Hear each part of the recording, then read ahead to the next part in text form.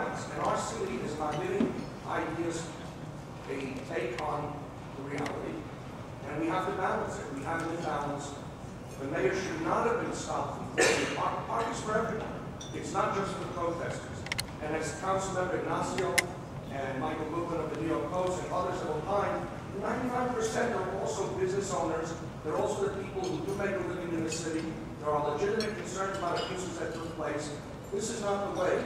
And Scott Stringer and Judge Handler should not have impugned Brookfield Properties in alignment to clean that park. There has to be a balance for all of the public, not just the protesters. Well, let me say a couple things, just to start. First, I feel like you kind of made a statement based on your visit down to Zuccotti Park that there were a significant number of the protesters who were anti-Semitic.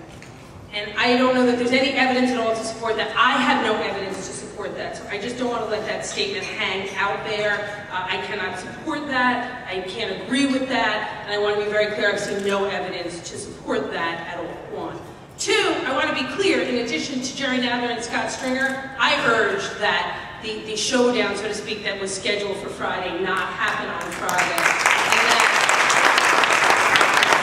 there be time for discussion and dialogue and potential compromise, and I think that was the right thing to do. Now, maybe it'll work, maybe it won't, but I really believe if you give people the opportunity to get in a room together, sit around a table, we have the potential to have compromise. The way parks work is they're open to some degree, and you know, folks who get there, they get the bench, they get the seat, and then if you get there later, you don't get the bench. Now, the situation in Zuccotti Park is obviously more complicated than that, and I am not, and I've had a lot of conversations with Councilmember Margaret Chin, who's doing a really terrific job trying to balance the issues in that neighborhood, and she deserves a lot of support because it's a complicated issue. So the issues of the nearby businesses, the residents are not insignificant, and I in no way want to be flippant about that, but what we have to spend the next few days or whatever doing is finding a way we can get the right balance between people's American right and New York right to protest and make their opinions clear, whether you agree with them or disagree with them, and the right for people in a neighborhood to have sleep and space and people to come to and from work, and hopefully that is what we will be able to accomplish.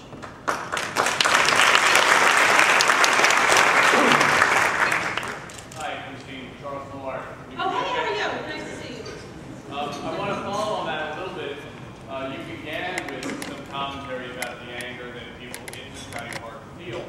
And it strikes me that the Twitter accounts and Facebook accounts that they use to organize obviously exist because somebody was able to help them raise the money to have those companies be successful. You talked a lot about manufacturing and people needing access to markets, etc. But what everybody needs is access to capital.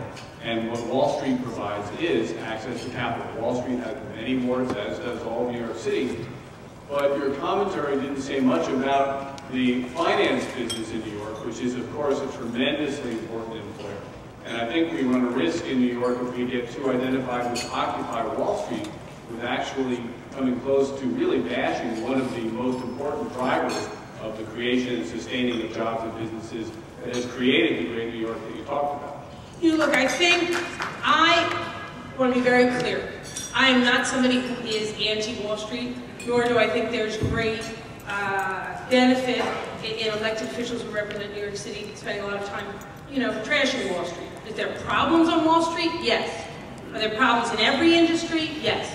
Are there problems in the New York City Council? Yes, they're very small, and I'll solve most of them. But, you know, so in any industry or any group of people, you know, absolutely. And part of the reason I didn't spend a lot of time talking about Wall Street in this speech is because Wall Street, depending on how you look at the numbers, is 25% of our tax base. We do not have a particularly diversified economy. I think a big part of my job right now is to seize this moment in the economy to try to diversify the economy and bring in other industries. Not because I want to lose Wall Street, but it is challenging for a city to have its budget so reliant on an industry that by its nature fluctuates, right? And right after Wall Street is real estate, which is so closely connected to Wall Street. We need to diversify our economy.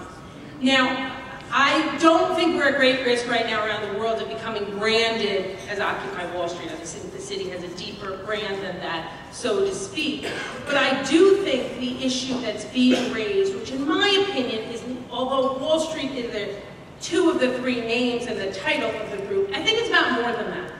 And it's really, one of the first sentences of the speech, I think the first one was that people on all sides of the political spectrum are angry and frustrated.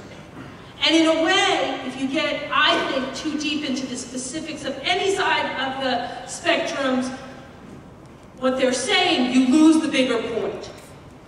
If people are holding thousands and thousands of people in rallies, whatever banner they're under, and they're talking about being angry, they're talking about feeling cut out, they're talking about not feeling a part of it, whether they're Republicans or Democrats, super liberal Democrats, super conservative Republicans, that's significant. And anybody who pretends it's not, whether you're in that party or not, misses something that has to be responded to. Now, you don't let that, whatever it is, run amok anywhere or not. We're not talking about that. But I think all of us, whether we're Democrats or Republicans, whether they're talking about Occupy Wall Street or groups in other parts of the political spectrum, if we ignore the sentiment, then we miss the fear and worry that is out there. And look, we didn't need Occupy Wall Street. It's a moment, but look, we hear that fear. RJ will tell you every day out there in our neighborhoods. I was walking my dog one day, and three gentlemen, they looked like they might have been working on a construction project in the neighborhood. Three African-American gentlemen stopped me and said, "Chris, what are we going to do about the debt ceiling?" And I said, "Excuse me?"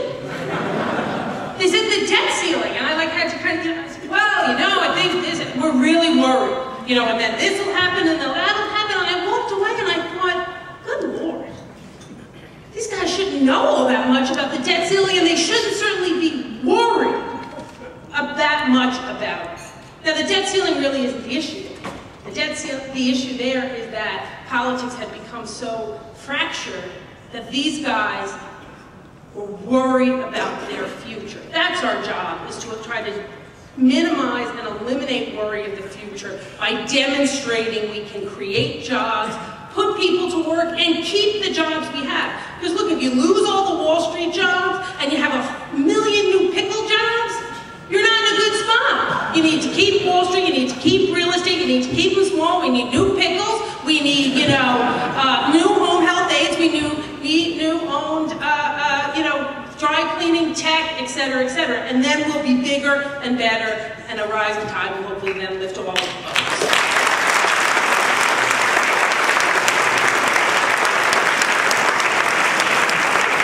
Chris, my grandmother used to make pickles, so maybe we'll have to get back in the pickle business.